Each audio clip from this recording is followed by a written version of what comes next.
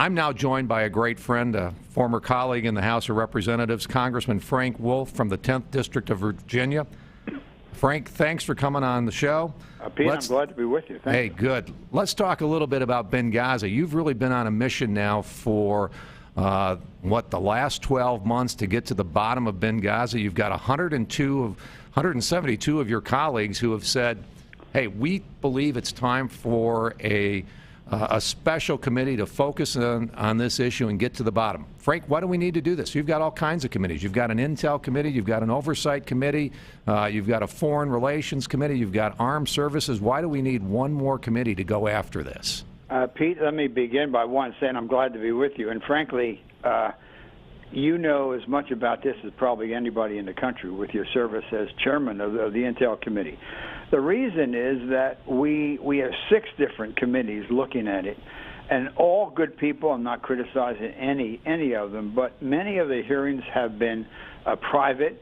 The few that have been public, when the witness is coming, the member of Congress only has 5 minutes to ask the question, and sometimes they take 2 minutes to ask the question, and then the witness sees that the clock is running out, and at the end of 5 minutes they pull them and they go to the next person. I think you need a select committee similar to what we did in Iran-Contra, what we've done in Watergate and others, whereby you have the chairman or ranking member or their designee from the Intel Committee, from the Armed Services Committee, because obviously the Armed Services have been involved, from the Judiciary Committee, because the FBI is the lead agency doing the investigation, from Homeland Security, from Government Operations, because certainly, Pete, we all appreciate that Daryl's done a good job as best he can, staying in his own lane. And lastly, we need Foreign Affairs, because it was a consulate and the State Department. If you saw the Fox piece on Monday, Secretary Clinton has been involved in this. She sent the gentleman out, the ambassador out. So I think you do that with one staff director, bringing staff from all of those, and set a time limit. But that way you have to subpoena people, bring them before the Congress in public hearing. What do you think you're going to find, Frank? Well, I think you're going to find several things. There was a failure when the attack took place. We've been told by people who are in touch with people who are on the ground that the CIA station chief, when they got a call from the consulate to the annex, told them to stand down. They got another call, they were told to stand down again. On the third call, they said, we're going to go, and they went. They believe, had they gone initially at the first call, they probably could have saved the ambassador. We're also going to find out who gave that order. We're going to find out why did the military not send a team in for a rescue. You had operations in Turkey, you had them in Italy, you had the group up in Croatia, you had some of our allies in the region. General Carter Ham, who I've been disappointed in, he had a good career in the military. He was head of AFRICOM. He was in the command center the whole night. He said when he testified, very little. It was all closed doors. Nobody knows what he said. And then he goes out to Aspen, Colorado at an event where it's $1,200 a ticket, and he says, I didn't send a team because I thought, well, it was probably over. I was going to be faced with a hostage situation. Well, a hostage, the attack on the annex hadn't even begun, and if you recall, Pete, the hostage situation in Iran went on for 400 days, and the quicker that you respond to it. And so you've had whistleblowers coming to you. Isn't that right? We've had whistleblowers. I spoke last Tuesday to a person who was on the scene, who was there at the time of the attack, and we're getting a lot of calls. As you know, the agency is in my district. Yep. We're getting calls that people are asked to sign additional non-disclosure agreements. They call it NDAs. We're being told that people are being polygraphed again, usually. It's once every 5 years, a background check, and I'm hearing the same thing, that it's happening every 30 days, that some of these folks who may have information they want to share are being polygraphed every 30 days to see if they've talked to anybody. That's exactly right, and that's just, and people live in fear, Pete. If you're 55 years old, have 3 kids in college, own a house in McLean or up in Maryland, you're not going to risk your career. They have seen how Ray Hicks was treated. I mean, yeah. Ray Hicks' career at the State Department is over. Yeah. And they want to be subpoenaed. They want to be brought in. And, you know, we lost 4 people people. We also had 2 severely wounded. One, Ubin, is still out at Walter Reed now. He's been up for a year. Yeah. And the injuries are very, very severe. With another severely wounded and others. And the contrast is Hillary Clinton is now making a couple $100,000 a speech.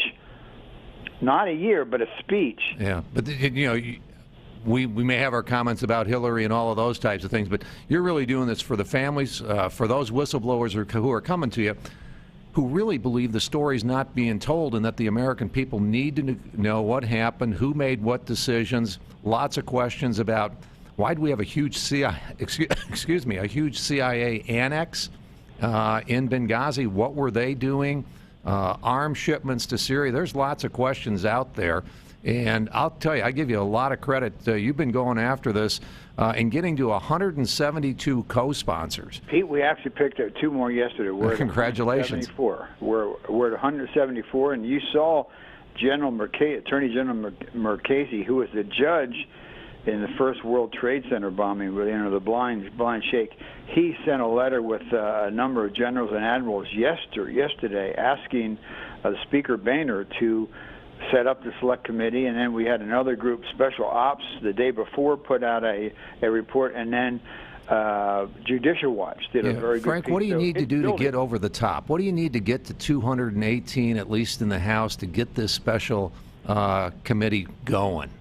Well, I need, some more Republican members. There are some, and of course you served in the House, and there are some that are just reluctant to, To buck the Speaker?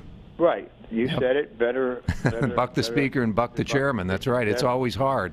That's it exactly. And Mr. Boehner ought to now see. He has told me that when we reach a threshold, and now we're at a year, and you got the point better than anyone, Pete. The families.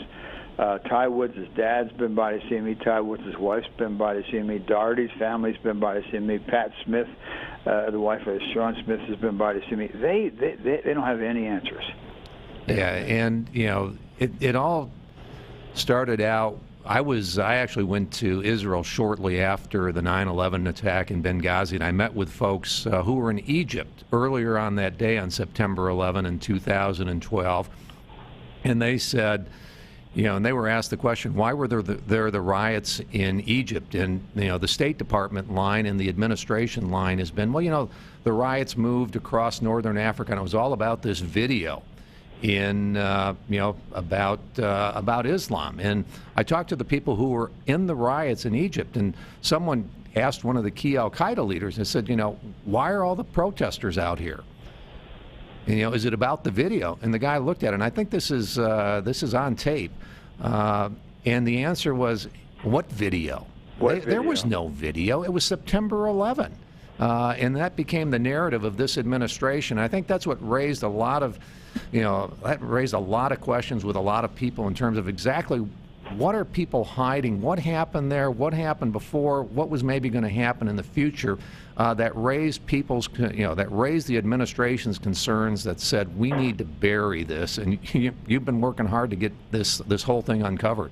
Well, it's a presidential election. You remember the president, Pete, you covered it well, went up to the UN on September 28th and said it was the video. And, of course, Susan Rice, who's now our National Security Advisor, of 5 different TV shows. But it wasn't a video. You're exactly right, and the people you spoke to. And I think we have to find out. If we don't find out, Pete, this is going to be a tough statement for me to make, but if we don't find out, I think the Congress will be complicit in this cover-up. Well, Frank, I agree with you. I think we need a focused effort. I've been involved in a number of investigations on the Hill, and when you've got Darrell Iss's committee. Darrell's doing a great job, but when you're working on the IRS scandal, Fast and Furious, and all of those types of things, and then you put Benghazi on top of that, if you're focused on everything, you're not focused on anything.